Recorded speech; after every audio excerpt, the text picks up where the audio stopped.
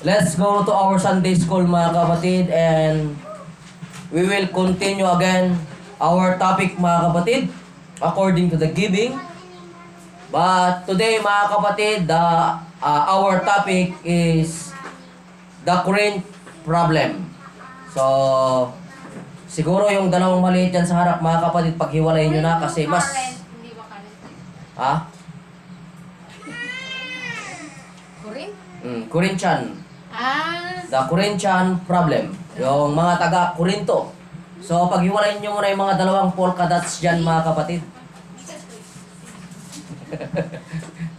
Nagtabi yung dalawang polka dots. At abot hanggang dito sa harap mga kapatid ang kanilang kwentuhan. Sadyang na-miss nila ang bawat isa mga kapatid. So, okay? Bantay na lang po natin yung ating mga kids. So, let us continue mga kapatid. Sabi rito, the received Corinth, the revived Corinth, the old city was destroyed in 145 BC, was founded by Julius Caesar in 44 BC as a colony of Rome. Its strategic location and the fact that the Romans populated it with freemen or free slaves who were only slightly above slaves on the social scale combined to promote rapid growth, making Corinth, after Rome and Alexandria, the third most important city in the Roman Empire. Although Corinth was recognized for its wealth, the majority of its inhabitants were from the working class, free slaves, artisans, and merchants. The rapid development of city combined with the nature of its population lent itself to the creation of an environment of vice and sin. The old Corinth, or 5th century BC, had such a reputation of sexual vice and Aristophanes. In 450 to 385 BC, coined the verb Corinthiazo, meaning to act like a Corinthian, to commit fornication. Apparently, this type of sin was prominent among the Corinthians because Paul condemned it repeatedly. So, ito po mga kapatid, ang nagiging problema po sa Corinthians, sa mga taga-Korinto mga kapatid. Sa kanilang lugar, sila po ay sadyang pinagpapala na. O kaya marami silang mga kamkam na mana. Parang gano'n mga kapatid. Hindi naman niya tinatawag na kinamkam nila sa kaiba. Hindi naman tinatawag na gamrod, kumbaga sa Ilocano. Pero sila po ay marami silang mga ipong mga mana mga kapatid doon. Dahil nga doon sa lugar nila mga kapatid ay tinatawag na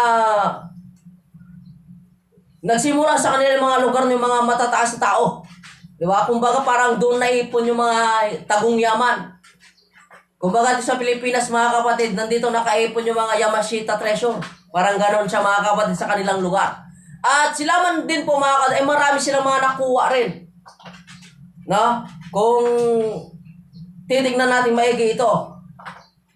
At ang pangit lang dito mga kapatid, sila po ay kumbaga yung may mga tradisyon pa rin silang namana doon sa una mga kapatid na kanila pa rin sinusunod o ginagawa mga kapatid. Sabi nga dito mga kapatid, they was recognized for its wealth. So ang Corinthians mga kapatid, sila po ay nare-recognize sa kanilang mga kayamanan. Talaga kung titignan natin mga kapatid, sila po ay mayaman. Sa panahon na ito, no, sa pagpunta ni Paul sa kanila mga kapatid, na masabi talaga natin napakayaman nila. Ngunit mga kapatid, ang pangit lang nga sa kanila mga kapatid ay hindi sila marunong magbigay. Amen ba? Kumbaga mga kapatid,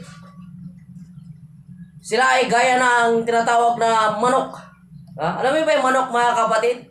Pagbaba niya doon sa kanyang itlog, sabi niya, putan na. Parang gano'n sila, mahirap. O kaya, hirap silang magbitaw. So, at sabi nito, mga kapatid, maraming beses na sila ay kinondem ni Paul sa kanilang mga pag-uugaling hindi kaya-aya. So, pag-aralan natin maigi, mga kapatid, kung ano ang sinasabi rito. So, 1 Corinthians po tayo, mga kapatid, sa Korinto nga ito. So, pag-aralan natin kung ano yung mga mali nilang mga nakaugalian. So, 1 Corinthians chapter 5, verse 1, sabi rito, mga kapatid, sa kasalukuyan, nababalita na sa inyo, may pakikiapid. At ang ganyang pakikiapid ay wala kahit sa mga hentil na sa isa sa inyo nag-aari ng asawa ng kanyang ama. Kumbaga, kung iisipin natin dito, mga kapatid, okay, pag-aralan natin maigi, mga kapatid, sabi rito, sa kasalukuyan, nababalita na sa inyo'y may pakikiapid.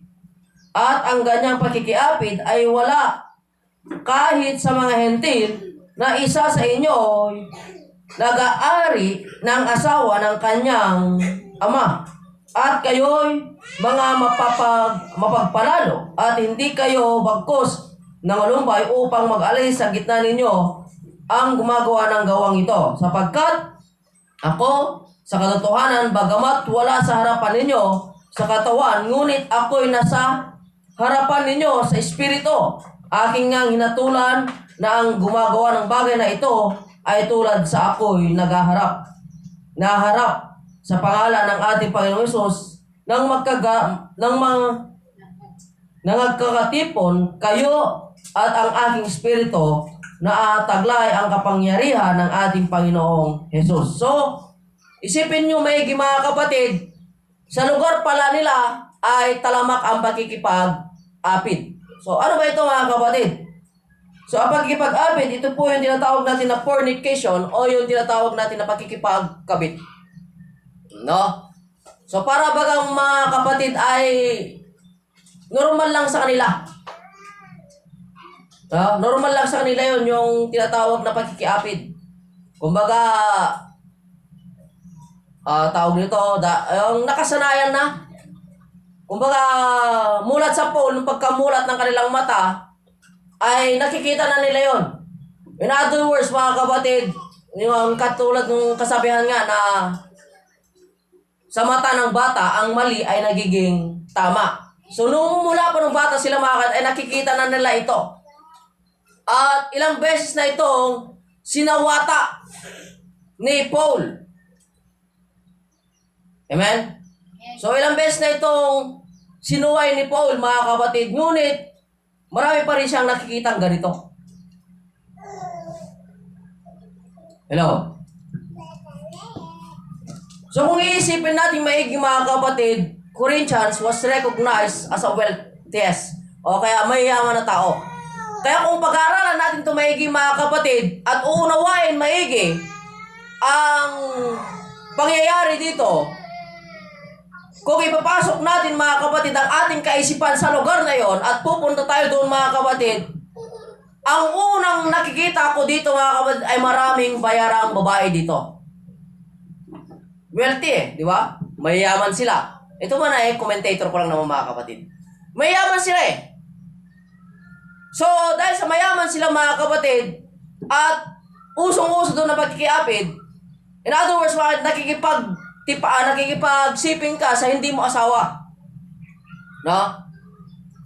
So, kung pag-aaralan natin itong maigi, mga kapatid, o tuunawain, ibig sabihin, mga kapatid, maraming bayarang babae dito. Hello? At ang sabi pa rito, mga kapatid nga, ay nag-aari ng asawa ng kaniyang ama. So, talagang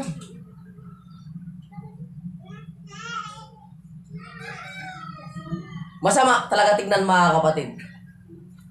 So ito po yung practice nila doon. So tuloy tayo dito sa verse 9 mga kapatid, kung ano ba ang sinasabi ng Korinto sa 5:9 mga kapatid. Isinulat ko sa inyo sa aking sulat na huwag kayong makisama sa mga mapakiapid. So, kung ito man mga kapatid ay nakasanayan na nila, sinasabi ni Paul, mga kapatid, na huwag nawa tayong makitulad. So, sabi nito mga kapatid, parang sinasabi ni Paul, magbago na tayo ng landas. Na kung bagaman ay nakasanayan na ito, ay huwag na nating gawin. Hindi porket marami kang pera, no? Ginagawa mo na lahat ng gusto mo. Kinakailangan meron din yung tinatawag na control. Di ba, pansinin nyo mga kapatid, yung tinatawag na mga, hindi naman natin nila lahat. Pero pag may pera kasi, kung ano na pinaggagawa. Di ba? Meron nga akong kakilala mga kapatid, nakahawak lang pera, kasasahod lang mga kapatid, hindi na pumasok sa trabaho. Kasi meron pang pera. Pero nung wala na, doon na ulit nagtrabaho. So kung titignan natin mga kapatid, huwag tayong maging gahaman. Hello? Diyan pa ba kayo mga kapatid? So tuloy tayo mga kapatid, kung ano pa sinasabi ni Paul sa chapter 6, verse 9. O hindi ba ninyo nalalaman na ang mga liko ay hindi nagsisipagmana ng karya ng Diyos? Huwag kayong padaya, kahit ang mga mapakiapid, ni ang mga nananamba sa Diyos-Diyosan, ni ang mga nangangalunya, ni ang mga nangbababae, ni ang mga nakikiapid sa kapwa lalaki. So, sinasabi nito mga kapatid, huwag tayong padadaya. So, medyo mabigat yung mga tinasabi nito ni Paul na nakasanayan ng mga taga-Korinto. Hello? Diyan pa ba kayo mga kapatid? Kahit daw mga kapatid yung nagsasamba sa mga Diyos-Diyosan, idolatry mga kapatid. So, pansinin nyo mga kapatid dito mga kapatid, pinapatunayan dito o kaya napag-aaralan natin dito na hindi lang po tumutukoy ang Diyos-Diyosan sa mga ribulto. Hello? Tumutukoy din po ito sa mga yaman. Kung ang yaman mo ay ginagawa mo ng Diyos mo, mga kapatid, Diyos-Diyosan na rin yun. Idolatry na rin yun, mga kapatid. Kaya kung ang yaman mo rin, o kaya tinatawag na tao, maging ang tao, tinatawag na idolatry, mga kapatid, na para ba yung kasagsagan nung probinsyano, di ba? Kasagsagan nung laban ni Pacquiao, nung kasikatan niya mga kapatid, na natataon ng linggo ang laban niya rito, wala nagsimba. Di ba? So parang gano'n siya may nagiging idolatry. At yun po ay nagiging kahalinturad na rin po ng Diyos-Diyosan. Hello? Maging ang inyong sarili, sa ang ating sarili mga kapatid. Kung ang ating sarili ay sobra na natin minahal. Hello? May kilala ba kayo gano'n mga kapatid? Di ba yung sobrang minahal niya na yung kanyang sarili? Na kumbaga, hello, nakakakatsak pa ba kayo mga kapatid? Yung bagang sobrang pagmamahal niya sa kanyang sarili na 10 beses nang tumingin sa salamin bago lalabas. Idolatry na rin po yun. Diyos-Diyosan na rin po yun. Hindi naman masama na linisan ang ating sarili. Hindi po masama yon. Pero yung sobra mo ng paghanga sa iyong sarili, yun po ang masama. Diba? Parang si Lucifer mga kapatid, diba? Sobrang paghanga niya na sa kanyang sarili. Ano sabi niya doon mga kapatid? Ako, si ganito, ako, si ganito, ako, si ganito. Puro na lang siyang ako, mga kapatid. Hanggang sa umabot sa punto na sabi niya, ako rin ay uupo sa luklukan. Di ba? Nasobra na yung kanyang pagtitiwala sa kanyang sarili. Kaya sinasabi ng Diyos, mga kapatid, trust in the Lord with all your heart and lean not unto thy own understanding. Kasi nga, maaaring lukuhin din tayo ng sarili natin. Sa sarili natin pagkaunawa. Na sinasabi natin, ay okay lang na maging ganito, okay lang. Di ba? Maunawain naman ang Diyos, mapagmahal naman ang Diyos. So nakakalimutan na, mga kapatid, kung ano ba talaga tayo. Na sinasabi nga ng Bible, we can do nothing without God. Kaya yung sobra mo ng pagmamalaki, sobra mo ng pagtingin sa iyong sarili, na gaya nito sa Corinthians, mga kapatid, ay nakakalimutan na nila na kung sino ba talaga ang may-ari sa lahat. At sunod dito, mga kapatid, yung tinatawag na pambababae. So, mali talaga, mga kapatid, yung katuruan ng Muslim. No? Na okay lang kahit ilan ang asawa mo. Mali. At maling-mali talaga na may asawa ka na nga, makikipagrelasyon ka pa sa iba. No? Maling-mali talaga. Kahit sabihin pa natin na tawag ng pangangailangan, walang ganito, walang ganyan. Ganon yung nangyari sa Corinthians di ba? Sa Corinto, na talamak na pagkikiapid. Kung titignan natin ang pinaka-root doon talaga yung wealth nila yung yaman nila. Na ano sila sa yaman, mga kapatid. Para bagang, excuse me to use this word, marami nang tinatawag na prostitute doon. Di ba? Kasi yaman Ano bang dahilan bakit nakikiapit ang tao? Una doon, mga kapatid, pumapatol sila dahil may makukuha sila. Di ba? Makinig kayo sa mga kwento sa radyo. Makinig kayo sa mga kwento sa mga television. Ano ang dahilan? Bakit pinatulan nila yung mayaman? Ay yung matandang mayaman na uugod na. Di ba dahil sa pera? Dahil yun sa wealth. Kaya masama talaga, mga kapatid. Yung sinasabi nga doon sa pinag-aralan natin noong nakaraan, na mali ang magnasa ng pagyaman. Yung magiging desperado kang yumaman, mali. Kasi ang plano ng Diyos, payamanin talaga tayo. Pero huwag tayo maging desperado sa pagyaman na ahantong sa makakagawa na tayo ng pagkakasala. Ngayon, anong excuse nung iba? Di ba? Napanood nyo ba yung pelikula ni Robin Padilla nung sinisi niya ang kanyang nanay? Di ba? Sabi niya, bakit kasi naging ganyan ka, ganito, ganyan? Ang sabi naman ng nanay, ginawa ko to para sa'yo, sinisi to yung anak. Di ba?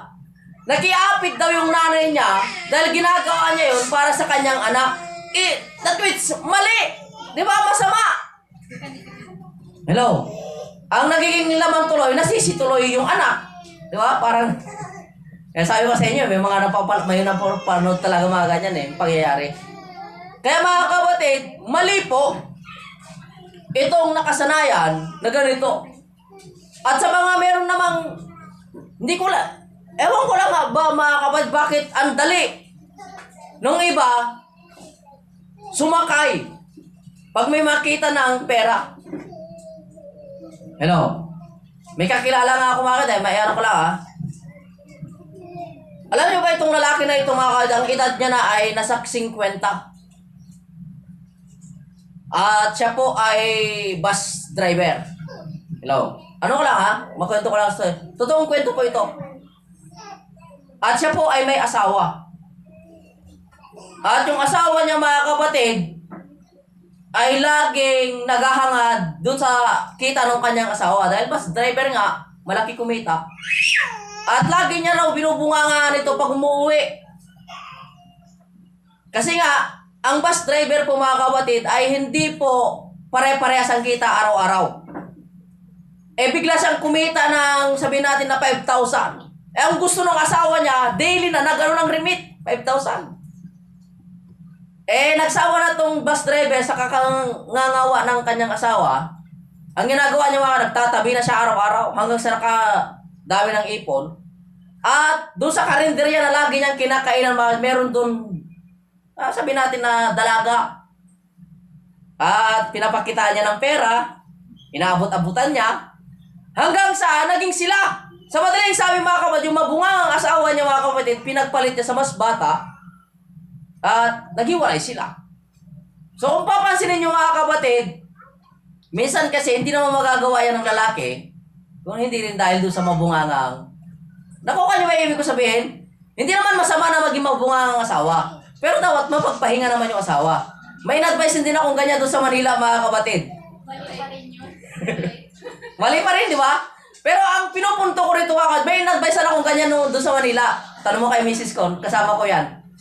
Ang tanong niya, Pastor, ano ba yung tanong niya? Brad, parang gano'n ata. O, Brad o Pastor. Ang tanong niya, ay, late na raw lagi umuwi ang kanyang asawa. Mama, late na lagi umuwi. Doon sa sa may nasunog ng mga bata. Ang advice ko sa kanila mga kapatid, sabi ko, baka kasi pag uwi ng asawa mo, hinihingi mo kagad yung sahod. Hindi mo wala pinagtimpla ng kape, tapos bubunganga mo kaagad. Wala Hindi yan uuwi ng tamang oras sa bahay niyo at alam niya na, nabubungangaan mo siya. Ang gagawin niyan, pag uwi sa bahay niyan, lasing na, para pag bunganga mo, wala na siya narinig, tunog na. Kaya kung gusto mong mabago yun, pag uwi ng asawa mo, pagtimpla mo ng kape, imasas mo konti, ganito, ganyan. Sabi ko sa'yo, magiging, alam niyo, kung ano ang rason talaga bakit hindi madalas umuwi ng maaga ang kanilang asawa, dahil alam na nila daily routine na yun na pagduwi sa bahay, bunganga lang naman maririnig, ganito, ganyan. Kaya, hindi na siya gagana ng umuwi ng maaga.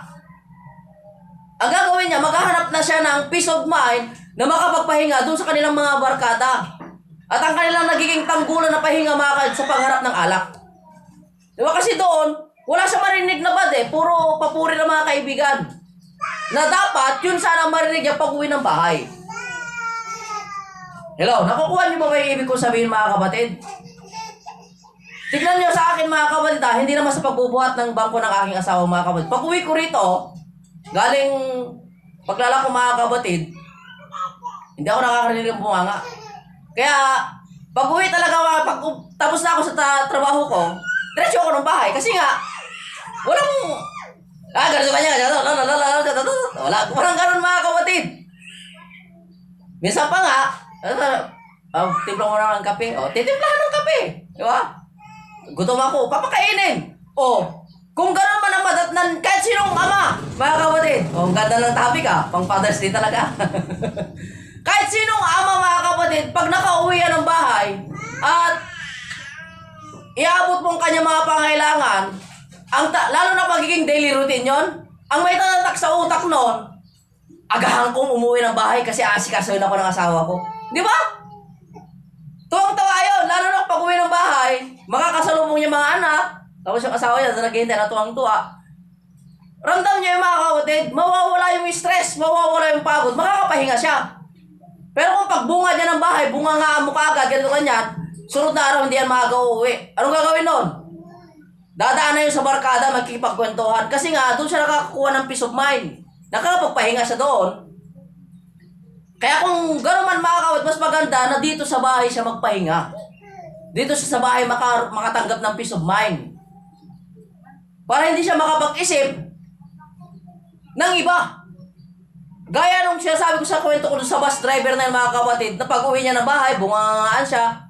Naging daily routine na yun mga kapatid. Wala naman siyang bisyo. Kaya hindi naman din siya makakadaan sa kanyang barkada para makipag-inuman. Kaya ang ginawa niya tuloy mga kapatid, nagkaroon na siya ng peace of mind doon sa isang babae na lagi niya kakwentuhan doon sa karinderya. Alam niyo naman yung mga babae sa karinderya mga kapatid, masama ang makipagtalo sa kanilang customer. Papagalitan sila ng kanyang amo. Kaya magiging rin siya. Tawag nito yung magkikipagpalakaibigan din siya para nga sa customer. Nagka-developan sila mga kapatid. Ayun ang nangyari. Di ba? Kaya mas maganda mga kapatid, sa inyo, sa lahat ng naririto, lalo sa mga nanay, mga kapatid, Bigyan nyo ng peace of mind ang inyong asawa pag nandun sa tapat ninyo, pag nakauwi sa inyo mga kapatid. Lalo-lalo na kung pagod dyan galing sa trabaho. Siyempre naghahanga dyan mga kapatid na mapagsilbihan. Ha? Para mapagsilbihan siya mga kapatid. Alam niyo mga kapatid, ito ang lagi sabi ng misis ko sa akin eh. O kaya paliwanag niya sa mga anak namin. Pakinggan nyo para makakuha kayo ng konting idea. Sabi kasi yung anak ko mga kapatid, si Papa ang tamad-tamad sa loob ng bahay. Hello? Pero alam niyo kung ano paliwanag ng ng asawa ko mga sa aming mga anak? Tamad yan sa loob ng bahay pero sa trabaho masipag yan. Hello? Kaya magbigay naman tayo ng positibo sa mga anak natin. Wag naman yung, anak ka sa susunod talagang tato. No?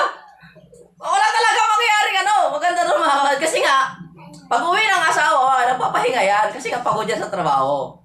Kaya huwag nyo naman siyang siraan sa mga anak ninyo. Huwag nyo gagayahin yung tatay nyo sa susunod. Huwag nyo gagayahin yung papa nyo. Tamad sa loob ng bahay. Huwag naman ganun mga kapatid. Di ba? Sinisira nyo mga... Kaya maganda yung, sabi ko, maganda yung advice ng asawa ko Kaya, ngayon mga kapatid, pag umuwi talaga kami, pag umuwi ako mga kapatid, sa sahod ko talaga hati kami yan. Hati kami. Bakit? Kasi nga, meron din akong pangangailangan sa sarili ko mga kapatid. Kung masiraan ako sa daan, walang pera, mahirap na tatawag pa ako sa asawa ko para i-rescue ako. Di ba? Ang pinupunto ko lang dito mga kapatid, magkaroon ng magandang relasyon sa loob ng bahay. Hello? Kaya kung medyo hindi ka magkaunawa ng asawa mo mga kapatid, huwag mo naman siyang siraan sa mga anak ninyo. No? Kundi pagtanggol mo rin siya dahil, sabi nga, sa lahat ng problema, asawa mo ang iyong kaagapay. Pero, sabi naman ng iba, asawa mo rin ang iyong pinaka number one enemy.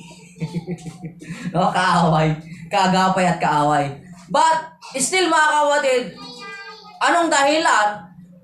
May nagtanong nga mga kapatid sa social media, ano daw dahilan, bakit nagkakaroon ng cheater sa relationship? Hello? Pakinggan nyo to, magandang mensahe mga kapatid. Ano daw dahilan kung bakit nagkakaroon ng cheater sa relasyon? Yung tinatawa na pagluloko sa isang relasyon. Alam nyo ba kung anong sagot ng babae mga kapatid? Sabi niya, hindi naman yung lalaki o kayong babae yung dahilan Ang dahilan doon, hinahanap nila yung tunay na pag-ibig na hindi nila nakita sa kanilang karelasyon. Na ang tunay na pag-ibig ay makikita sa Panginoong Hesukristo. Amen ba? Yun ang paliwanag niya, na ang tunay na pag-ibig ay nasa Panginoon Hesukristo. Wala doon sa tinatawag na, kasi kung yung partner mo lang, hahanapan mo ng tunay na pag-ibig mga kapatid. Tanong ko sa'yo, ikaw ba nakakapagbigay ng 100% na pag-ibig sa asawa mo o sa partner mo? Wala. Pare-parehas tayo mga kapatid na may kulang sa atin. Hello? Aminin nyo man sa hindi mga kapatid, merong kulang sa atin. Hindi talaga natin na ibibigay ang lahat ng expectation ng partner natin. Hello? Tanong ko sa inyo, naibibigay nyo ba yung 100% na expectation ng partner ninyo sa inyo? O kaya yung partner nyo, naibibigay ba niya sa inyo yung 100% na expectation mo? Hindi, di ba? Kasi hindi tayo perfecto. Kaya kailangan natin yung pag-ibig ni Jesus sa ating kalagitnaan. Di ba sabi nga nung kanta, Jesus is the center of it all. Dapat ang Panginoon ang maging sentro ng relasyon para makamit mo yung 100% na hinahanap mong pag-ibig. Kaya kung wala ang Panginoong Hesukristo sa inyong kalagitnaang magpartner, sabihin ko sa inyo, maghahanap talaga kayo ng karagdagang pag-ibig sa iba. Kaya nagkakaroon ng cheater. Hello? Pero, kung nasa inyong kalagitnaan ang Panginoong Hesukristo, hindi talaga maghahanap ng iba. Hello? Hindi talaga maghahanap ng iba kasi nga nandoon sa pagitan ninyo ang Panginoong Hesukristo. Kaya nga ang turo ng iba, hindi pwedeng pagsamahin ang uwak sa kalapate. Nakuha niyo may ibig sabihin nun mga kapatid? Ang interpretasyon naman ng iba ay kailangan isang religion nilang dalawa magkapatiran dapat. Pero hindi po yun ang totoo. Kasi lahat tayo mga kahit anak ng Diyos. Kahit sino pwede tayo makipagrelasyon o makipag-asawa mga kapatid. Kahit anong reliyon yan. Dapat lang nga, pag kayo ay magkatuluyan na, dapat iisang hawla lang kayo. Hello? Kinakailangan iisang hawla kayo. Hindi na porket maggagamit ako ng ibang religion mga kada. Sabihin natin na siya ay Sabatista. O kaya Baptist. O kaya Iglesia ni Cristo. Tapos ikaw ay Pentecost. Pagdating ng linggo, hiwalay ka ng simbahan, hindi pwede yun. Di ba? Pangit tignan. Kaya tinutukoy doon mga kapatid, kaya ito ang lamang ng mga lalaki. Dapat, kung nasaan yung lalaki, doon ka talaga susunod kung babae ka. Pero, kung mahila mo naman siya, okay naman din yun. Ang pinakamaganda doon, magsama kayo sa isang hawla. Sa isang church, mga kapatid. Hello? Nakukuha niyo ba yung ibig ko sabihin mga kapatid? Kasi ang magiging kawawa doon yung mga anak din ninyo pagdating ng araw. Ay, yung papa ko ganito, yung mama ko ganito. Parang sa akin ba mga kapatid? Papa ko, Iglesia ni Cristo. Mama ko, independiente. Dahil sa parehas naman silang hindi nagsisimba, napunta ako sa iba. Di ba? Napunta ako sa Baptist. Hanggang sa napunta ako sa Seven Living Water. Punta sa Foursquare. Hanggang sa napunta sa UCCP. Napunta rin ng Iglesia ni Cristo. Napunta sa UPC. Hanggang sa UPC na. No? Kasi, pagpasok ko ng UPC hindi na talaga ako naalis sa UPC. Kumbaga para bagang dito na ako naidikit. Sa dami-dami religion na napuntahan ko mga kapatid, sa UPC lang talaga ako na-stay. Pero hindi ko sila sinisiraan na walang doon mga kapatid. Pero sa akin kasi sa puso ko talaga, nung ako ay nakakilala sa Panginoon, nakapagbasa ng Biblia mga kapatid, gusto kong mahanap ang tunay na reliyon. Gusto kong mahanap ang tunay na Diyos. Hindi ko sinasabi mga kapatid na tayo dito lang sa UPC mahanap. Pero, dito lang talaga ako pinapunta ng Panginoon. Sa aking paghahanap, dito ko nahanap ang Panginoon. Kaya dito ako nakapag-stay mga kapatid. Kaya kung hinahanap yung tunay na kaligtasan, nandito. Pero kung hindi mo mahanap ang tunay na kaligtasan, dito mga kapatid, iba ang hinahanap mo. Hindi kaligtasan. Kasi sa akin mga kapatid, simulat sa Paul, na nagkaroon ako ng kaunawaan sa salita ng Diyos, hinanap ko talaga ang katotohanan. Sa paghahanap ko ng katotohanan, mga kapatid, napasok ko ang iba't ibang religion. Hindi ko na sinasabi na mali ang mga turo nila. Kasi Biblia naman lahat. Pero dito lang sa UPC ako, yung pastor kasi na naging pastor ko sa UPC, mga kapatid, tinutukan kasi talaga ako. Sa iba kasi mga religion, mga kapatid, hindi naman sa paninira, pag wala kang talento, at wala silang makikitang pakinabang sa'yo, hindi ka nila tututukan. Kahit tanong mo sa mga ibang religion mga kapatid, tanungin nyo sila. Wala sila lang alam patungkol sa oneness sa Trinitarian. Bakit? Dahil hindi naman sila tinututukan Hello? Hindi na sila tinuturuan. Lalong-lalo na yung mga walang potensyal, yung mga mahihain, walang alam, hindi magandang boss pagkanta, hindi rin marunong tumugtog ng gitara o kaya ng anumang mga bagay mga kapatid. At lalong-lalo na kung wala kang pera. Hindi ka talaga tututukan. Pero sa UPC mga kapatid, pasalamat talaga ako sa pastor ko noon. Dahil pastor na nga ako ngayon mga kapatid, pasalamat talaga ako sa pastor ko. Tinutukan niya ako noon. Wala naman akong talento noon Sa pagkanta nga mga kapatid, pag ako nauna, lahat sablay. Oo, totoo yan mga kapatid. Ang nakita lang talaga sa akin ng pastor ko noon, malakas ang boses ko. Sabi ko na isang kapatiran Brother Roland, naka-Tilmonte speaker. Kasi pag-aawit kami mga kapatid, ang hihina ng boses sila, kahit wala akong mic, dinig yung boses ko. Nakita ng pastor ko yun mga kapatid. Sabi niya subukan ko nga. Nung una mga kapatid, hindi rin ako marunong magbasa. Hindi rin ako marunong sa English. Wala talaga mga kapatid. Kasi nga, grade ko nga sa school puro palakon. Pero nung pinukusan ako ng pastor ko mga kapatid, sa daan ng pananalangin, at sa pag-guide niya sa akin mga kapatid, marami nagtataka. Hindi sila maniwala mga kapatid, ang average ko nung high school ako ay 76. Hello? Kasi nga, hindi naman sa pagbubuhat dito sa UPC mga kapatid, iba talaga ang turo dito. At malakas ang loob ko na magsabi, nandito ang kaligtasan. Kaya kung hindi ka maligtas dito mga kapatid, isa lang ibig sabihin nun, nagpabaya ka sa pananampalataya mo. Amen ba? Okay? So yan po ang nagiging problema sa Corinthians mga kapatid. At sa pagtatapos ng ating pag-aaral, dahil nga nakakonsume na tayo ng mahabang oras mga kapatid, itong paalala ko sa inyo, maging faithful nawa tayo sa Panginoon. Praise God. At